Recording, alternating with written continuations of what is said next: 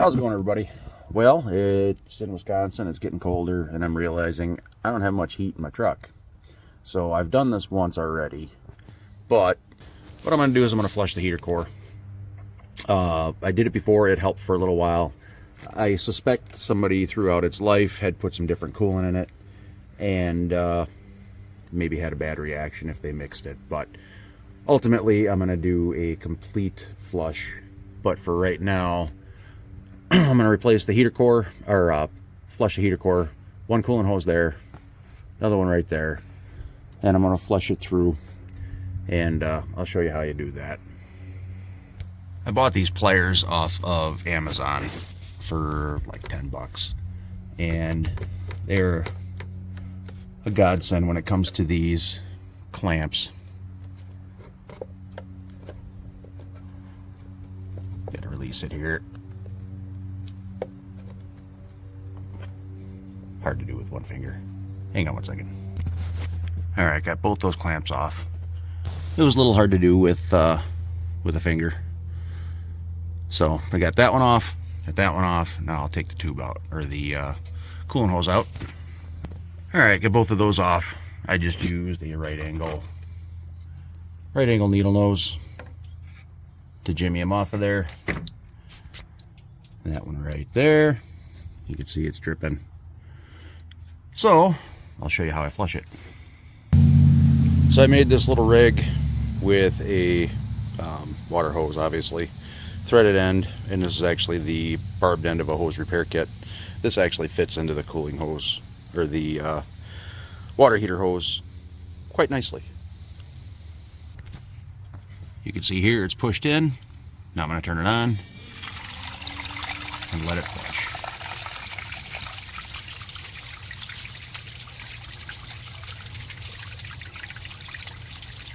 I'll just let that run for a bit.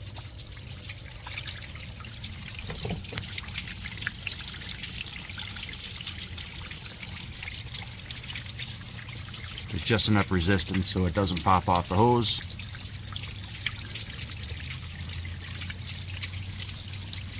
And I'll back flush it the other way.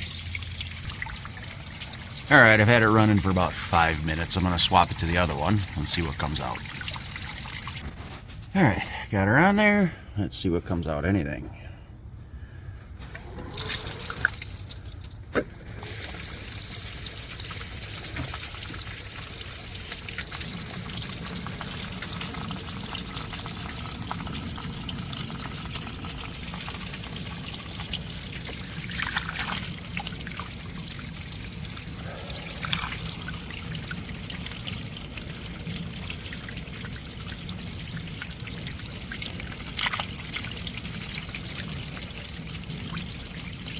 And then what I'm going to do, after this is run for a little bit, I'm going to fill the heater core up with CLR.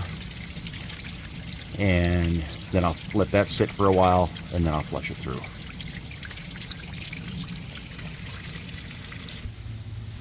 Alright, using a big old funnel. Ugh. I poured some CLR in there. There it is right there.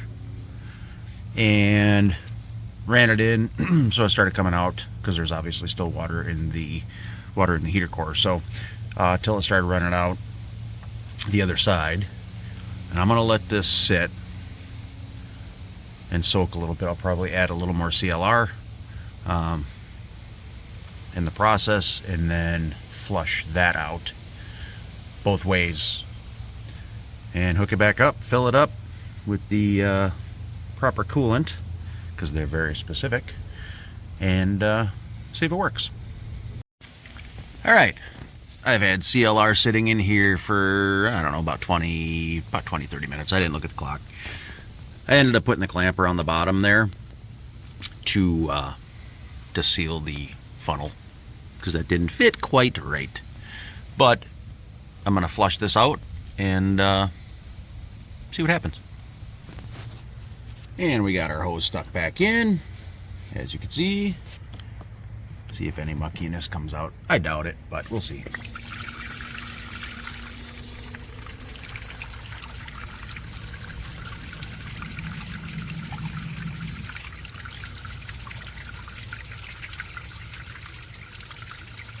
And then I'll back flush it from the other hose.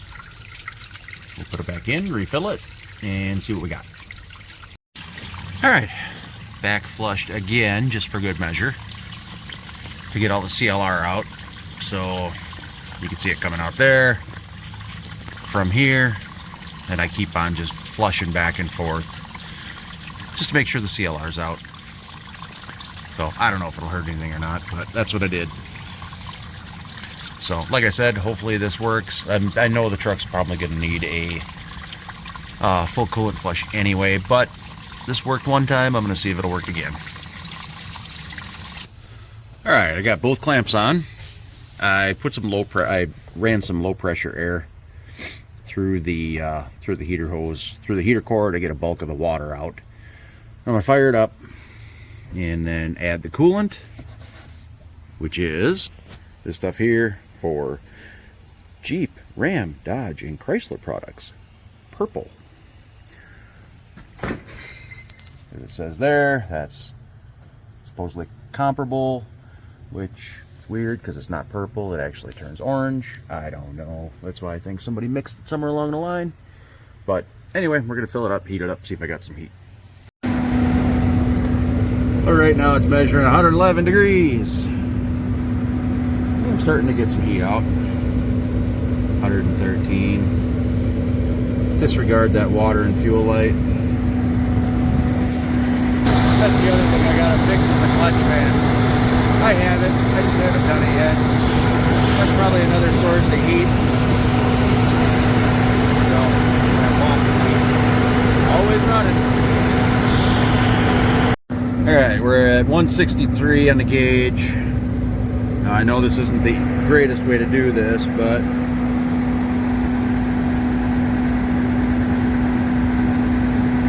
coming out of the vents, 102, 103, 101, something like that.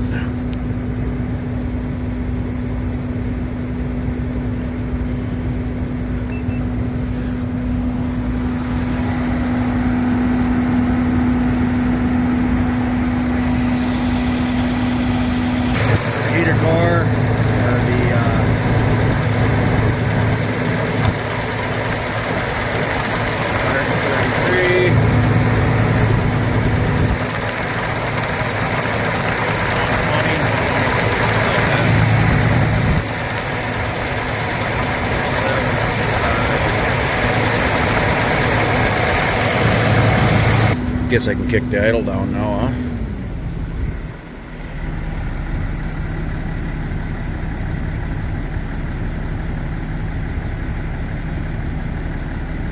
So 102 coming out of the vents. 104. Significantly better than it was before, I'll tell you that.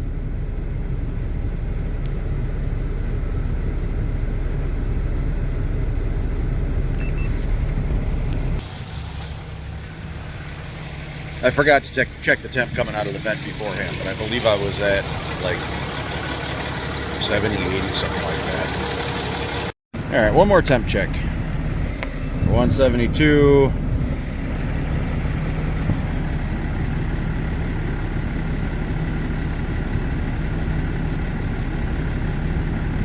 And about 103 coming out of the vents. 105. So it's heating up. I got to take it down the road and verify it. I'll try the center vent too.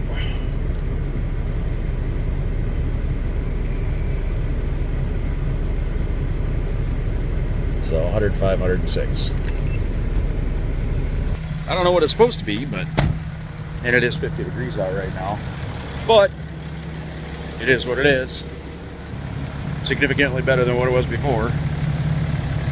So I will run it down the road, actually get it cycled. I overfilled the coolant. It's not supposed to be that high. Well, I might have to suck some of that out, but I suppose that'll go into the overflow anyway. So run it down the road, make sure it heats up some, or make sure it maintains heat, and see what we got. Taking it for a little cruise, 186 on the gauge.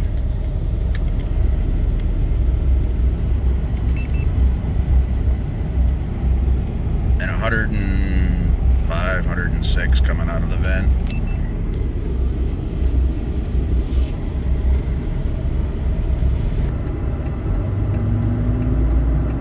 '06, 107 coming out of the center.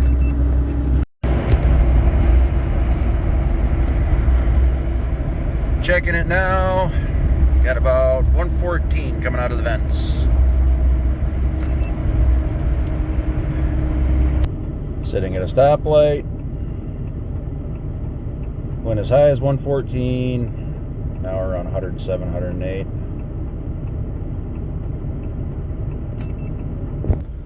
So it appeared it worked. So until next time. It worked with CLR, just back flushing the heater core, and we'll see how long it works. Maybe it'll stay that way. Talk to you later. Have a good one.